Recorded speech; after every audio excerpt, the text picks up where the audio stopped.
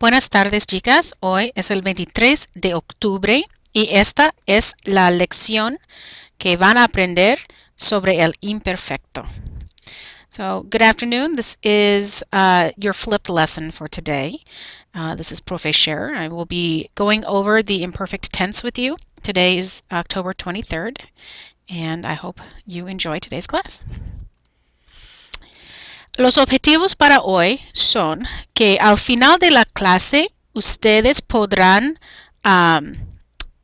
conjugar el imperfecto en todas sus formas y también reflexionarán sobre su niñez.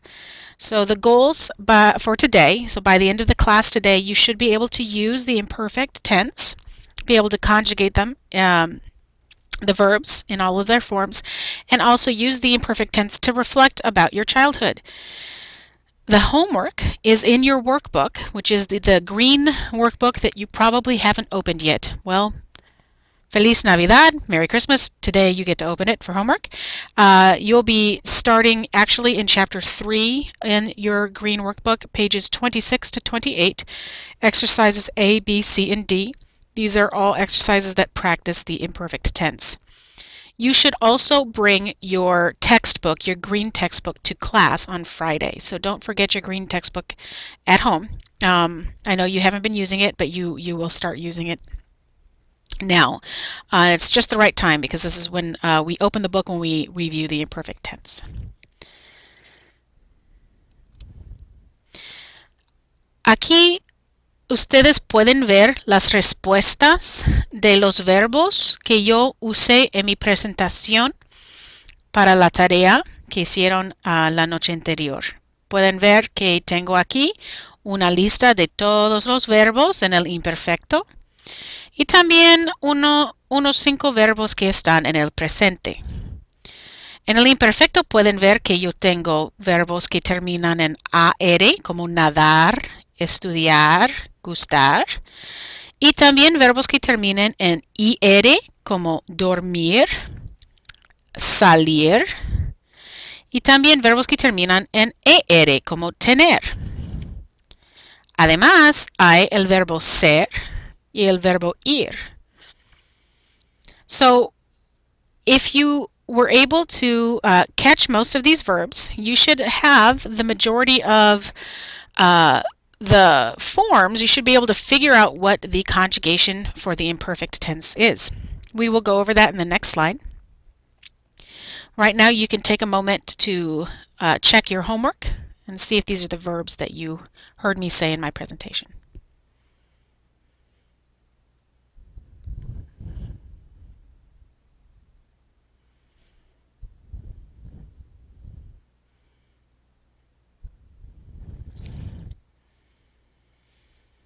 Okay, if you still need some time, you can press pause now. I'm going to move on to the next slide.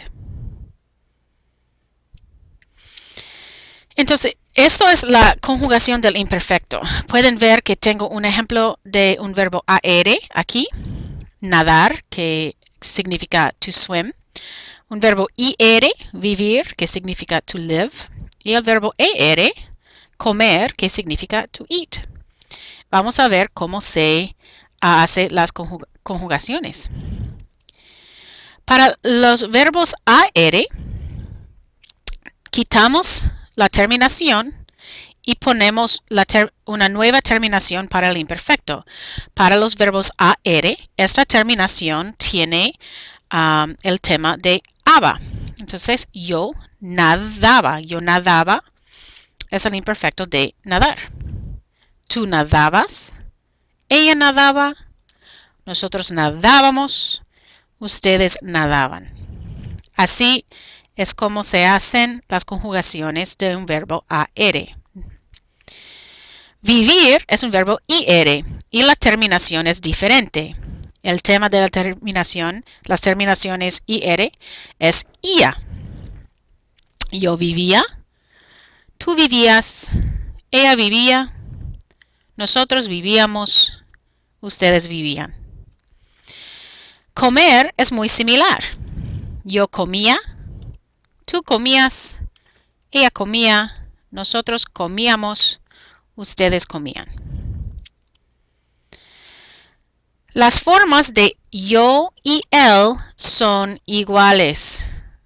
So notice that for AR verbs and ER verbs and IR verbs, the yo form and the ella form are exactly the same. So the way that you can tell the difference is you would say the word yo or él or ella to make sure it was clear.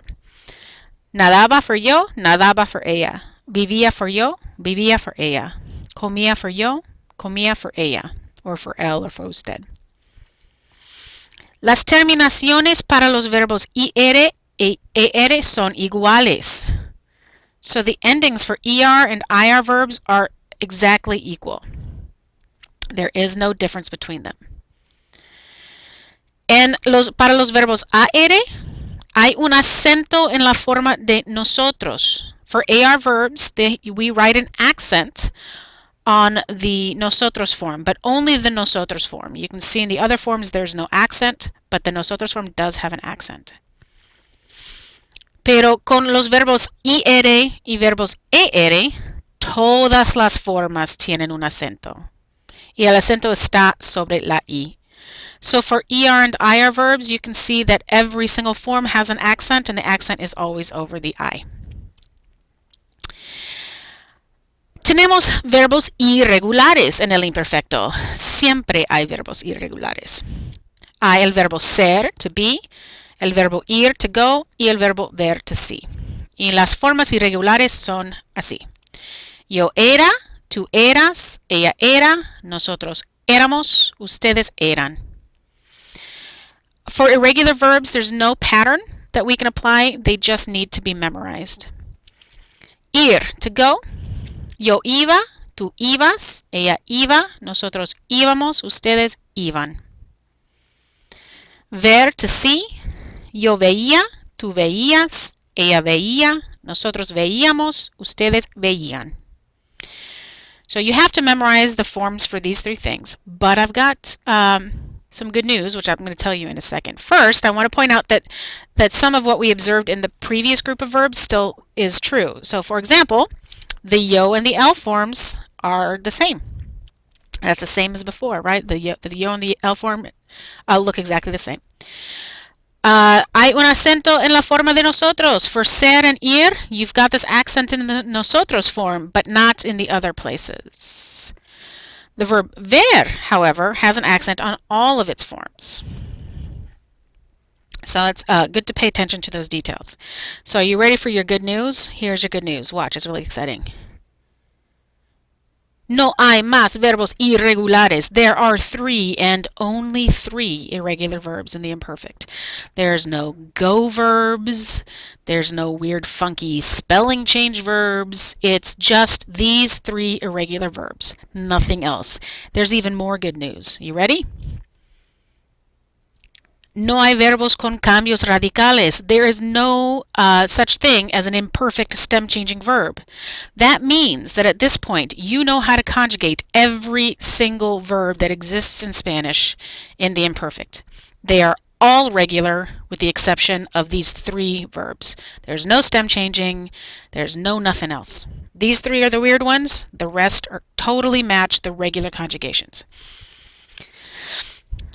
Estas son notas importantes sobre la conjugación. These are the notes that I had mentioned with the other conjugation. I'm going to give you a moment to write this down on your conjugation worksheet that you did for homework.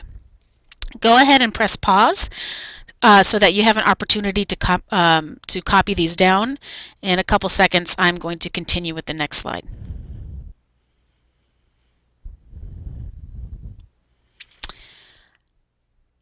So you might ask yourself, sometimes in English we're not very aware of how we speak about different times, about tenses. And so you might say to yourself, well, how can you tell the difference between the present tense and the imperfect tense? So that's my question at the top of the slide. ¿Cuál es el presente y cuál es el pasado? And we have pairs of sentences here in English to give us an idea of what the present and what the past is, how it sounds like in English. For example, we've got I walked every day to school. I used to walk every day to school. One of those is in the past. My teachers give me too much homework. My teachers would give me too much homework. One of those sentences can be a past sentence. The other one's a present tense sentence. My best friend Marcos is tall and handsome. My best friend Marcos was tall and handsome. We talk a lot after school. We talked a lot after school. So which ones do you think are in the past? So in the first pair, that would be, I used to walk every day to school. That's in the past. I used to walk every day to school. When I was little, I used to walk every day to school. That's past tense. My teachers would give me too much homework. When I was in 8th grade, my teachers would give me too much homework. That's a sentence. That could be a past tense sentence. My best friend Marcos was tall and handsome. That's in the past tense. Now he's short and not so handsome. I don't know. We talk a lot after school. We talked a lot after school. So we talked a lot after school would be the past. And these are sort of the markers in English that tell us that a word is, that a sentence is in the past. The first one is the expression used to. That implies something that was habitual in the past. We can also use the word would. The word would has many uses. One of those uses is to express something that was habitual in the past. You can almost use it as a synonym to the expression used to. My teachers would give me too much homework. My teachers used to give me too much homework. The word was is in the past tense. It's a description of something in the past, and so we could use was. And also the ending ed indicates that something is in the past. Now this is where things can get confusing, because there's another verb tense that you will learn later that could also be expressed in English with ed. But the idea here, if I say we talked a lot after school, I'm talking about that that it's a habitual thing. So here are the important notes. El imperfecto es el pasado para acciones habituales o repetidas sin número y descripciones. Las palabras clave son used to y would. So in English, that would be the imperfect tense is the past tense that is used for habitual actions or actions that are repeated without a specific number of times. You're not saying how many times it was repeated. It was just a lot. They can also use it for descriptions. And again, the key words are used to and would. So that is a lot of how you would use the imperfect tense. There's one more aspect to it that you will learn on another day. So right now, you're going to engage in an activity that is that will get you talking to your partners in a little bit. And basically, you are going to decide or figure out if you were an angelic child or a little devil child when you were little. Okay, so you should have been given by two pieces of paper. One is a questionnaire, and the other one is a reflection on that questionnaire. So the instructions are like this. First, you are going to complete the questionnaire by yourself. So completa la encuesta para ti misma. It just means you have to check off sí or no for the questions that you see on that sheet. When you're all done answering the questions, you will add up for the blue questions all the times you marked yes. And you'll give yourself a point for each of those. But on the red questions, for all the times you marked yes, you have to take away a point. Your final number is what will tell you if you are either an angel or a devil. Then on your reflection sheet, you're going to circle what kind of person you were when you were little. Una santa, un ángel, una niña normal, un diablo, un demonio. And you're going to have to write 2 or 3 sentences explaining why. What were the things that you used to do that made you be a little devil or a little angel? Okay, you can look at my example on the sheet of paper to give you an idea. When you are done writing out your little paragraph, you're going to get into your home groups and you're going to speak with your Bolivia home groups. You will want to, first, you're going to write down the names of your colleagues and where it says compañera uno and compañera dos. And then you need to guess. It's important that you guess first because we're going to see if you're right. Let's see how well you know your classmates. So do you think that your classmate is an angel or a devil? So you'll circle angel or devil for all your classmates. And then you want to take turns asking each other the questions from the questionnaire and tallying the answers. Using those answers, you want to come up with the results and you're going to reflect on whether or not you were right when you guessed if they were angels or devils. And that is what you're going to do in the final table on this paper. When you are all done, please make sure your name is on the paper and turn it in to the sub. Thank you so much for paying attention today, and I look forward to teaching you again.